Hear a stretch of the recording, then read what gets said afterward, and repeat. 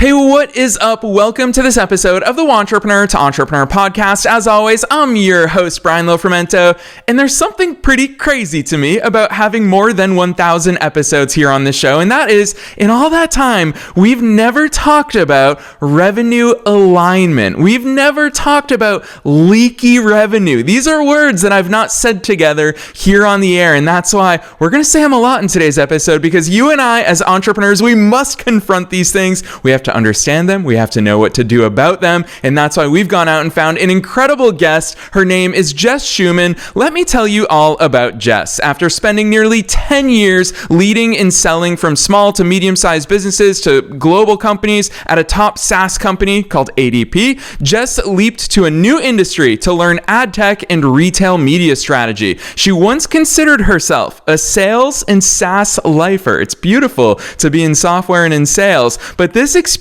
in transitioning industries exposed her to building and leading a revenue operations function. If your ears are going off at the term of revenue, obviously we always think about that, but it sometimes feels outside of our grasp. So it's going to be so interesting to hear what Jess has learned, because this function was foundational to getting to an exit. She has co-founded her company Revolutionize, which is a fractional and project-based revenue alignment company focused on diagnosing and stopping revenue leaks. This is an important topic for all of us to confront. I'm personally very excited about this one, so I'm not going to say anything else. Let's dive straight into my interview with Jess Shuman.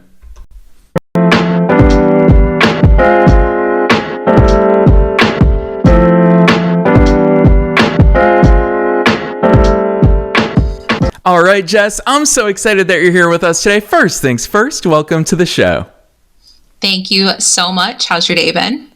It has been so good, Jess. When I'm in podcast mode, I'm just rocking and rolling, having great conversations. And with you, I want to kick it off. Take us beyond the bio. You've had such an awesome career leading up to the start of your business. You gained all these skills and perspectives and experiences. So take us beyond the bio. Who's Jess? How'd you start doing all these cool things? Well, thank you for having me. And I think something interesting you said, I promise when we talk revenue, it will be exciting. So that's my one promise of today. I like to start a little bit on the personal side, if that works. So, I grew up in a very small town in West Virginia. John Denver famously sings Country Roads. I jam it anywhere I hear it. But I tell you this because we really didn't have much when we were growing up. So had to use our resources, had to be scrappy. And I think that pragmatic nature of myself and that approach has taught me so many lessons in business. It's not always adding a sophisticated tool to your tech stack, but practicality with resources you have to be successful. We just had Thanksgiving. I always say, with a few good ingredients, you can make a great meal. So I think that resourcefulness started even at such a young age. And immediately after college, I went to ADP, P as in payroll, and anyone looking to start their sales career in tech, ADP is the absolute best place.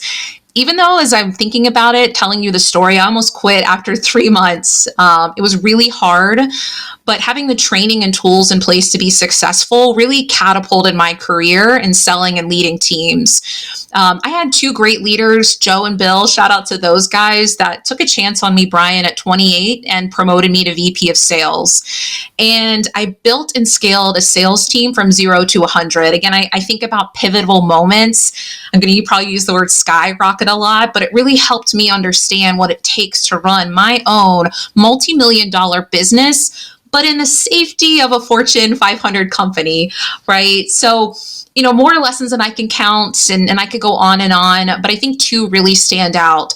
It was being accountable to your results, and you better know your numbers and come support it with data. Call it after 9 years, I thought, am I achieving results because it's a great product, because it's a great company, or can I go elsewhere with these frameworks? So, kind of to wrap this thought up, I went to a company, Quotient, completely different from selling compliance solutions. Now I'm working with the biggest CPGs and retailers in the ad tech space. And our president had a vision. Can you bring someone, I told you I was a SaaS lifer, can you bring a SaaS background, a sales discipline into a new industry and be successful? And that answer was yes. So I'm sure we'll talk about it today. That company went through some challenges, but Scott and and I worked together to build a revenue operations function, again, with the ingredients we already had in the organization to be successful. Things like sales ops, marketing ops, enablement, sales planning, the quota setting, which is so fun, commission strategy. And we created a revenue machine, and we really set that foundation to get to an exit. So I'll talk about here in just a moment how that led me to the entrepreneurial world, but that's just a quick background, a little bit deeper into the bio. Yeah, I love that overview, Jess, and I so appreciate that, especially you promised to make revenue fun. I'm going to throw this out there really early on in our conversation today because I think back to when I started my first business, which granted, I was a teenager, I had no real world business experience, but when I thought about revenue, obviously we all know that revenue is important, and that's a measurement of growth for most entrepreneurs, is that they say, yeah, of course I want more revenue. It's counter to the Biggie Smalls advice of more money, more problems. We always thought that more revenue could solve all of our business problems. And therein lies the first question that I want to throw your way, Jess, and hear your approach here is that when we think about revenue, we constantly just think of, well, yeah, I want more of it. But it sounds to me, even in that career overview that you just gave us, you're thinking about revenue in so many different and intentional and strategic ways. You're talking about revenue drivers. You're talking about planning. You're talking about all these other aspects as opposed to just go get more revenue. How do you view revenue? Because it seems to me like there's so many subsets underneath that in your mind. That's a good, early, and tough question. So thank you for that. You're going to hear me say this a lot. I have it on a t-shirt as well. If you go to my LinkedIn, you'll see. But I've followed, I'll call it a framework of people, process, and pipeline, because oftentimes, to your point, when you think about revenue, people are automatically just thinking pipeline, but it really starts, I know it sounds silly enough, at the people, from the people perspective, excuse me. Are we hiring the right talent? Are we setting them up for success in the right role? We traditionally always heard of the term hunter versus farmer, or account manager versus account executive. So are we setting people up for success? And also on the people side, how are we helping enable them from negotiation, being on the front lines and having these conversations? Because I think sometimes when you lead a company or your company gets big enough, you step away from the sales process a bit. And really that's where value can be given away, or your sellers need a little bit more help. So that's just a couple examples on the people side. On the process side, I could go on and on. McKinsey has this great study that sellers are only spending 70% or less than, 70% of their time is actually not on customer facing tasks. So think about that. I'm trying to find my opportunities. I'm trying to seek out, what accounts I should call today, who I should email, what should those cadences look like? But even sometimes simply on the process side, it's also things like pricing and deal desk. For example, I had a conversation just today where their top line was exploding, but now they're having a challenge putting the mechanisms in place to make sure that margins aren't impacted. It's a fun conversation again. And then pipeline, as I mentioned, how are we looking at conversions in the pipeline? I've coined this term called dirty pipeline. It's not as bad as it seems, but it's all about age. And, it goes back to that leaky bucket of if I have aging opportunities or opportunities stuck in certain stages. There we go. So I could ramble on, but again, revenue to me is driven by people, process, and pipeline. And that also, as you mentioned, is not just top line, but also margin. Yeah, I love that answer. Jess, you are the one. I teased it at the top of today's episode that in over 1,000 episodes, this is the first time we're really talking about leaky revenue. And I know how much that leaky bucket analogy is important to you in the way that you articulate and share these things with the world. So Jess, you're the one to intro my audience to that. Take it away. What the heck is this leaky bucket that we're talking about? Well, can I tell you how in the world I went from corporate America to running my own business? I think we're missing a step here. If that's where you want to go, let's go there first. We're happy to go everywhere here on the air. I love it. I'll make it quick and then I'll go right to the leaky bucket. I just want to jazz in a little bit. I mentioned how I got the last company to an exit, which was great experience selling to private equity. But one thing, I'm going to be a little vulnerable to your audience, Brian. I was pregnant throughout that exit process, and I was actually laid off right after giving birth. And it's embarrassing a bit to the ego, but when you build and believe in something and great people follow that vision, I think it stings. So I actually took some time away from revenue. I took some time away from my frameworks. I took some time away from, I'll call it traditional corporate America. And I really thought it was because I had this baby and my spark just wasn't coming back. met another entrepreneur. As you know, this community is so interconnected, a friend of a friend. And after I did some research, he had founded a couple companies, and he kind of positioned the question about consulting in the revenue operations space. And again, I hope I don't offend your audience by saying I have never thought about being an entrepreneur ever. I don't know if I like the comfortability of corporate America. I don't know if it just hadn't really entered my brain, but I think it's important that I found other entrepreneurs who saw the expertise and vision needed in this space to say, hey, you're it. Come on this journey with us. So shout out to Bob and Ryan there. Going back though to your revenue leak question, I think it's such an important thing to talk about because I was initially a RevOps skeptic. I always tell the story. I thought operations folks just tell you to tag campaigns or update the CRM. So I am the perfect person because I was that skeptic. So as we started the company, the first initial hypothesis was okay on the value that we could bring. We were getting warmer. But after I had more conversations with leaders, more examples came to light that this can all be summarized as revenue leak. And your audience is super smart, but just for a quick definition, it really is any opportunity that's missed. And every organization can look a little different, especially based on industry, but it's missing opportunities to upsell, cross-sell, expand, maximize value, get that net new deal, even deals that don't execute. We all get excited. We sign the contract and we're ready to go. And 2 quick stats I want to give you regarding revenue leak. Claroti, great forecasting tool, they surveyed CROs, and CROs said, listen, 16% of our revenue loss is due to leak. So that's an easy math equation. If I make 2 million, I'm going to multiply it by 16%. That's potential lost value. And then one final point, so it's not just me talking about leak. Boston Consulting Group did this great study, and they actually value the economic value lost of leak at, I think, call it 2 trillion. So we can go into what causes it and how we solve it, but I just wanted to quickly walk your audience through the fact that this wasn't my journey, but I love this concept so much, and I had a nudge along the way. Yeah, I love that, Jess. Especially, you so effortlessly rattle off all of these very important points, which is why I always like to remind listeners, hit that rewind button, tap that rewind 30 seconds button a few times, because Jess just listed there for you, missed upsells, missed cross sells, all of these opportunities for you to increase your revenue. And the big thing that I always love interjecting into these conversations, Jess, is also more deeply serving the customers and clients that we aim to serve with our business. That's what I really appreciate, Jess. It's very prevalent in your own messaging about what you do at Revelin is it's not just about more money, it's about alignment with the customers that you're aiming to serve. That's why all of our businesses exist. So yeah, hearing you talk about all of those different causes, I'd love for you to spell that out for listeners, because these are people who are busy doing the work of their businesses. They probably don't have a CRO in-house. And so hearing that there are opportunities out there to more deeply serve their people, that's exciting. So how the heck do we stop the leak, Jess? Where do we start to stop the leak? Something really interesting you said is oftentimes we define sales stages by our own journey. And I actually think we need to start defining our sales stages by the customer journey. How is the customer buying? Because that's really going to help us understand those conversions. From my experience, leak can come from a few different areas. Again, I'll use an example of somebody I was talking to earlier that's a startup, because I think sometimes when you think revenue leak, you have to be a multi-million dollar organization. That's not it whatsoever.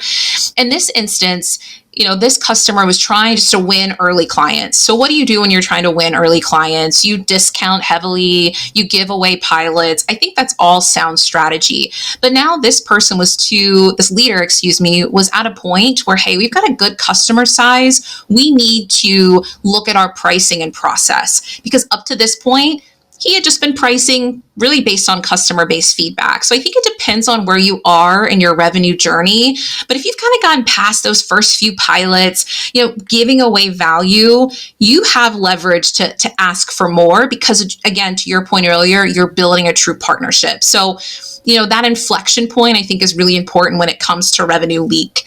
One thing I think for a little bit bigger organizations that have a few sellers, anytime turnover happens, what I find is it's a botched process. So seller A leaves the company, seller B is taking over.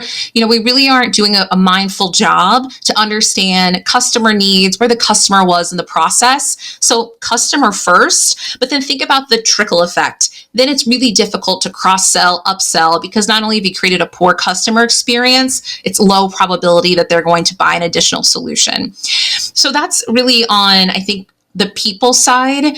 And then, I think just day to day, and I'm guilty of this too. Can I tell on myself for a second, letting a deal slip that was my own revenue leak? Is that fair? Jess, on the air, I'm constantly confessing my dirty secrets about business, and especially all the times I was super naive and didn't know. So it's about time to have someone else make some confessions.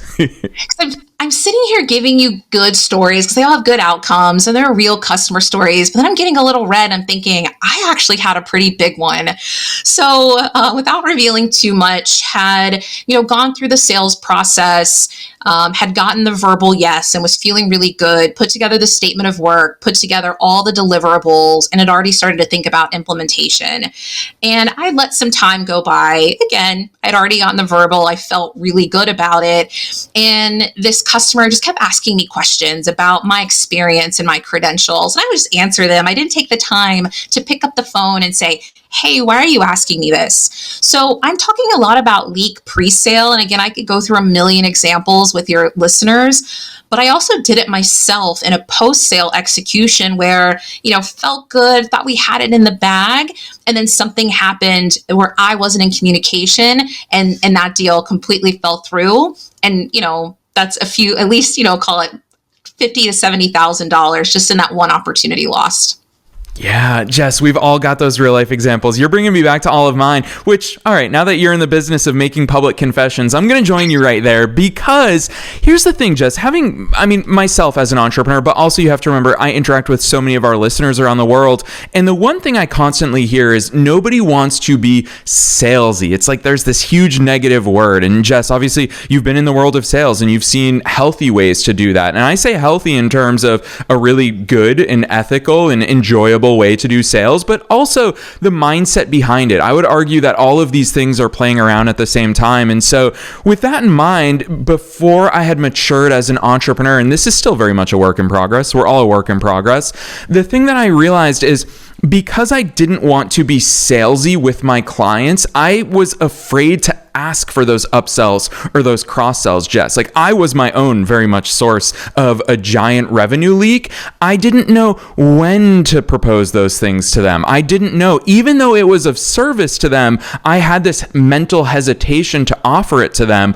Talk to us about timing and how we work this in, because it just sounds to me, and obviously seeing your career up to this point, you embed it into your process through that place of service. When and how the heck do we do that? So, such a great question. I think there's a couple ways to answer that. Sometimes we do shop with our own wallet. So, maybe we're afraid of sticker shock or we undervalue what we bring to the table. When I was in traditional corporate America, it wasn't even a thought for me because I had a quota. I was paid by this company and, I would run my sales process, and I want to say wouldn't think twice, but I was very confident. You would assume, having that framework as an entrepreneur, you would bring that confidence to the table. I find myself second guessing myself a lot. I'm in an entrepreneur group. We're both CEOs and we're like, should you really be following up with a prospect with a CEO title? Like that just seems kind of weird, right? Or, you feel really strongly about the value and you don't want to pester, you don't want to follow up. So to me, and it's actually one of the key takeaways, this, sales is all about listening and running a great discovery and uncovering pain. I think hopefully your listeners know that. But it's also, and I'm going to steal a phrase from Bob.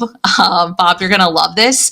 He has a phrase called putting the moose on the table. Is it throwing the moose or putting the moose? Bob, I'm sorry, I'm botching your phrase. But essentially it means if something is stalling or there's some kind of underlying thing, call it out. So let's just say you're running a sales process and you sent your follow-up and you received no response. And that happens to us all the time. You sit there and think to yourself, well, when do I email again? Do I text? Do I, say, hey, double email? And sometimes just putting the moose on the table. And I actually used this tactic the other day. I started my email with a prospect that I had a proposal to. And I started it with, you can say no. I want to talk about this. So again, we're so in communication, and in terms of human communication, being agreeable and polite, and all of that's important, and listening and building trust. I think that's where you and I foundationally believe in our soul is the reason to our success. But there's also a time to put the moose on the table and to call something out. Hey, or essentially, are we moving forward or not? Getting to that no while you're going after that yes. And apologies, because the more time you spend in that opportunity, again, this is another revenue leak example, you're missing out on other opportunities that you could go after. So no, that was kind of a long roundabout story, but I think it's so important to know when to put that moose on the table. And when to either move on and call out, hey, are we going to work together, and how can we make this work? Yeah, that's such an important insight. And again, it's a lesson that we're not going to learn it just from hearing someone on a podcast episode talk about it. But Jess, today you're putting it on our radar so that next time we catch ourselves, whether we successfully navigate those waters or not, at least we're aware of it and we can start to intentionally work on it. So I really appreciate those insights, and shout out to Bob for teaching you that lesson along the way. It's cool to see how these things stick with people, because Jess, now you're the one who's passing that advice on. It's going to stick with listeners all over the world. I want to go back though, because the inner math tutor in me, my ears perked up at you using one of my favorite terms, which is inflection points. And so when I think about inflection points, Jess, I've been in business for 16 years now, and there are so many different inflection points that happen along the way, both revenue wise, but life wise and business wise and mindset wise. There's so many important inflection points. What I found the most fascinating is the things I'm thinking about, the actions I'm taking, the decisions I'm making today are so different from what I was doing in my first year of business. And of course, that's natural as my businesses progress, as I progress as a leader as well. Walk us through, knowing that you've been involved in, for example, a $420 million exit. That is not a small number, Jess, but you also are one of us. You're a fellow CEO of a business that you have started. So with that in mind, what do you see from that revenue perspective, or from a strategic and consideration perspective? What are those inflection points that we should be mindful of and looking out for? I want to talk about one in particular, because I could go on and on here. And by the way, something you said earlier, I love that for your audience. You're going to catch yourself and you're going to say, ooh, that's a revenue leak. Oh, ooh, that is a potential opportunity. So I love that, right? You're kind of catching yourself before the action. From an inflection point perspective, this is one of, beyond the Fortune 500 example, obviously that's a well-established company. Let me go out of Fortune 500 for a bit. The biggest inflection point I see is you go from being an early entrant, you're catching demand, which, by the way, I had never heard the term catch demand in my life until I went to Quotient, where I don't want to say it's easy, but inbound opportunities are coming in. You're early, there's not a ton of competition, and you grow to a certain level. For example, a customer I talked to the other week, all of their leads had come through an email campaign, and they were really excited because it had gone to them to a certain point. But then you have that, okay, what comes next moment?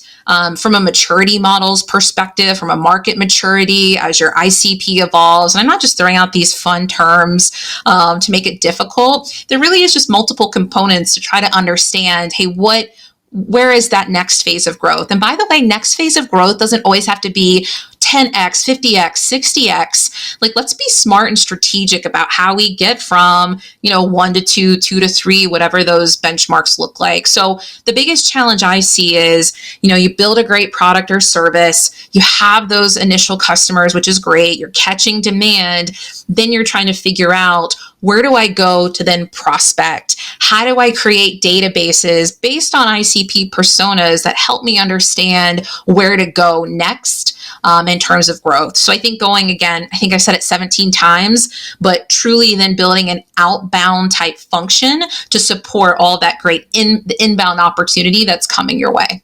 Business development, simply stated. It's true, but that's the cool thing. The more you and I get closer to that big topic, and obviously we're weaving in and out of it, of business development, the more we introduce all of these external variables. There's so much that goes into business development. That's why this is a bit of a selfish question while we're on the air, Jess, and that's because I love seeing underneath the hood of businesses that I really respect and admire. And what you're doing with Revelin, I think it's so cool because you truly have taken so much of your corporate experience and brought it into what you do to serve other businesses. And so the selfish part of my question is, I love processes, I love onboarding, I love the way that others help clients because there's so much to figure out. We're talking about all these variables that a real life business is operating, Jess. You have the ability to walk into it, assess it, diagnose it, improve it. That's a little bit of a spoiler alert. I'm walking you straight into that part of your process. But for listeners who are thinking, Jess, there's so many things I need to look at and analyze in my business, how do you make sense of it from a process wise when you walk into a business? Yeah. I don't even know how to unpack all of that. To me, I love just analogies. Imagine that your car starts making a funky noise, a light comes on. I'm not a car expert, and I think cars are actually a little difficult to work on, right? You can't just pop the hood anymore. Where is the issue? So what we specifically do, because I think that's what the root of your question too at Revelin, is we run a leak diagnostic through an AI-enabled tool. And I know AI is thrown out a lot now. I actually want to change the word tool to process, because what this is doing is really just identifying any anomalies in your data set. And I think when people hear analyzing data, they think that they have to have some big sophisticated CRM. I made a joke to a customer the other day, Excel is a CRM. So let's get out of this, I don't have enough data to help understand where those leaks are. We then, from a people perspective, what is it by seller? And again, this people element is so critical because think about it. Even if you had 5 sellers, 4 sellers, one seller is consistently building pipeline, or maybe it's yourself that quarter. Maybe another seller hit one big deal and they're coasting, or, we always have that end of quarter scramble. So I think for entrepreneurs, it's almost gut checking yourself and your own pipeline process throughout that diagnostic. And if you've grown to the level of having a few sellers, understanding those dynamics by seller, because it could be slightly different where the leak's coming from. We then immediately assess the dirty pipeline and this is one of my favorite metrics. It's age of opportunity. So once you really start to get a good rhythm in terms of your sales process and how long it takes you to close an opportunity, statistically speaking, you can kind of say, okay, 80% of my opportunities close in, 90 days. If I fall outside of that, there's something missing in this process. So the dirty pipeline is a big piece. And then finally, on the assessment, it's starting to visualize all these opportunities that you have in your CRM. Again, a CRM can be very basic, and we're assigning probability. So based on risk, based on attributes of each opportunity, we're looking to say, okay, in a very easy to understand heat map, where are the top ops? Where are the highest risk opportunities? And where should we go next from an ICP to look after high probability? So that tool is running that within a day. So I think that's what's so powerful about AI. And I knew nothing about AI. I'm not an AI company, just want to validate it. But having this diagnostic to support all of the expertise, I think is helping customers visualize the leak. Because it's one thing if I come in and tell you, and, I talk to your people and I do an assessment, but then to see, again, going back to that car analogy, okay, this is what's happening. We then package that up, summarize our findings, and put recommendations in place to stop the leak. That's actually one other point I want to make. People will often plug the leaky bucket, but you're just kicking the can to a different quarter, a different year. What's so unique about Revelin is the goal is to stop the leak so then we can focus on the growth opportunities. So I just wanted to make that distinction. It's not just a hole, it's, stopping and moving on. Yeah, and it's really important, and I'm glad that you went there with us, especially because we always hear those terms thrown around, like data-driven decisions, and it's something that we've talked about a ton on this podcast, and it's super important, but I think you're giving us those real-life insights into how to use that data. So, Jess, I have to ask you while we're here on the air together, what data are you interested in? I know a lot of listeners are going to be thinking, data in my business, it's all over the place, it's in 15 different systems. What data should we actually be paying attention to? Listen, That is okay. I love those Instagram reels, probably TikToks, but I'm a millennial, so I watch Instagram reels, not TikTok, that are like, here's my messy house, right? And you're right. When we started this business, getting access to data is a barrier for a couple reasons. Number one, it's always messy. Even at the most sophisticated companies, the data is a hot mess. We call it tangled spaghetti. People are hesitant because you want to make certain it's encrypted and all the PII data is masked, right? So I always say, really, and I'm not going to name the variables per se because it could look different, but really, if you give us 7 variables, and that could be, company, product, revenue, when the opportunity was opened. And the great thing is about having all this RevOps expertise is we really know the prompts to ask, right? Hey, help us understand which opportunities have been open the longest, or, sort these opportunities by, close date. I'm talking very simple things, but it doesn't take a lot of data to help us get there. Of course, the more we can connect, if you have any sort of financial insights, not necessarily invoices, but the fact that the deal actually got started, because that's another area of leak. Okay, you sold it, but then did we start it? Did we invoice? And did we ultimately get paid? So you don't have to have hubs. I love HubSpot, Salesforce, by the way. This is not a dig. You don't have to have all these sophisticated tools. Really just, Excel and a few resources, we can help untangle that spaghetti. Yes, that is so important. I'm so glad that you said that, Jess, because that's something that I feel like even that obstacle prevents people from taking the necessary step because they think they have to have the house completely in order before they invite the housekeeper in to actually make sense of it all. And I think it's so important for us to understand that, yeah, we can make sense of it, but only when we put that stake in the ground and we say, okay, today's day one, today's the day I'm going to start taking this stuff seriously. So it's no surprise that before you take this revenue work seriously, you probably don't have centralized and organized data. And that's the entire point of taking this seriously. So Jess, huge insights from you there. I feel like you could probably host a week-long masterclass on all things revenue. I hope that that's in your lineup for 2025. Along those lines, Jess, I want to ask you this question. I ask it at the end of every episode as a fellow entrepreneur, not just the subject matter expert that you are, but also as one of us. And that is, what's your one best piece of advice? Knowing that listeners are both entrepreneurs and entrepreneurs at all different stages of their own business and growth journeys, what's that one thing that you want to impart on them today? Does it have to be one? Is that typically how it goes? Jess, I'm not going to lie. When guests do 2 or 3, it makes me pretty happy too, because I'm frantically writing notes here. I'm just going to go off the top of my head and maybe it'll come to some lovely summary towards the end. But I have a really great, I'm going to call her friend, but she was my boss, CRO.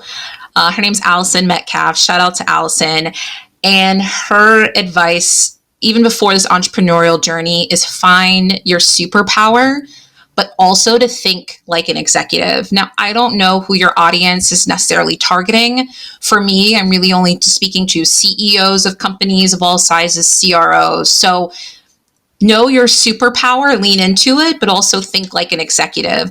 And you said it earlier, the art of selling is listening, and we really aren't great at it. So, I think oftentimes the other party's speaking, you really have to immerse yourself because we're thinking about all the various offerings in different scenarios versus, that in-depth listening.